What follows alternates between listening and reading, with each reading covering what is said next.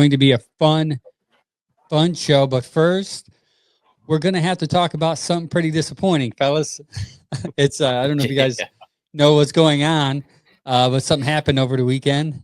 One of our stud running backs got caught up in some drama, and we'll talk about it before we bring in Dynasty Rich. Guys, Q got arrested this past weekend in Fort Lauderdale, Florida, for some incidents, some domestic violence incidents. When you guys, we're going to get into the details here in a second, but when you guys heard the news, what was your first thought?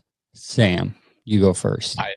I actually went to bed early that night. I woke up in the morning and I was still laying in bed. I grabbed my phone. I look at it and I'm seeing this. I'm like, is this some bullshit?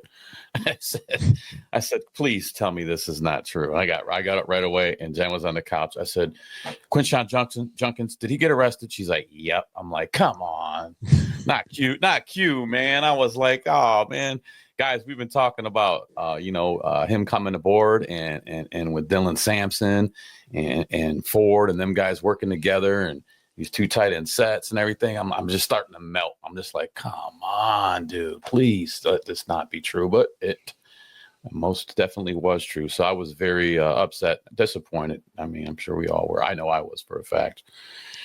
Not what I wanted to wake up to. No. How about you, Mike? I was distraught, as many were. Obviously, it was a huge hit to this organization again. And this isn't the first time it's happened. It's not the second time it's happened, but it is the third time that it's happened in the last 4 years. As a Cleveland Browns player, goes under hardcore scrutiny, and it's you can't blame it on anybody but themselves. Yes. You can't blame it on anybody but themselves. Yeah, it stinks. I leave you last, Chad, because I got the news from you. So I blame you that I was disappointed on Saturday night when I saw that text You message. only got the news from me because I live on the West Coast and things happened and everybody else is going to sleep and it's like still pretty early in my evening. Oh, but man. When I first saw the news, like it just like immediately you get that like sunken heart feeling. And it was very similar to how I felt last year when we got the immediate news that there was a domestic violence like allegation against Mike Hall, and it's that same feeling like your heart sinks a little and you go, this cannot actually be happening. Like, and it would feel very different if it was like not this kind of a player who like you expect to come in so fresh, you have no history that you know of any issues, and like there's all optimism. You're hyped about him. He's supposed to be that guy that like helps you get over Nick Chubb a bit. And with camp, literally a week away, like it was literally just like a heart sinking feeling of like this cannot be real. Similarly to Sam's, it's just like, please tell me that this is not what I think it is. And there's still a ton to come out, but just I think it's impossible not to get that initial report and feel like, oh, here we go again. Like keep happening. Yeah. And it would be different if it was like somebody I expect, like if they brought in somebody like with a trouble. When they brought in Perion Winfrey for whatever it was, a 4th round pick, I kind of thought like, I hope this guy can stay out of trouble. I didn't even have like a moment where they picked QJ where I wasn't like, yes, great guy. You know, we saw the interviews with his mom. We've seen him since he got brought in, and like, you know, there was just such a disappointment that it's another Buckeye, that it's like a Browns player who we've never even seen play once, and that with everything that's on the table now, even if this comes out to be like not true or the details change or something, the NFL is so likely to go and do their investigation and come out with a 6-game suspension. And so I'm just like crushed that's how we're starting. Yeah. For those that really don't know the details, on July 7th, Judkins became upset after reading a text message from a family member in the rental car.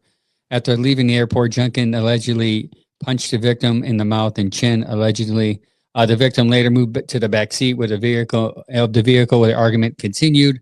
Judkins allegedly turned around and continued to hit her while driving in the arm and the leg. The victim showed police visible bruises on her chin, left arm, and left thigh, along with photographs taken shortly after the incident. Similar bruising was shown. The victim contacted police 5 days later on July 12th after speaking with family and friends, but did not immediately report the incident because she said she was afraid that it would ruin all his hard work.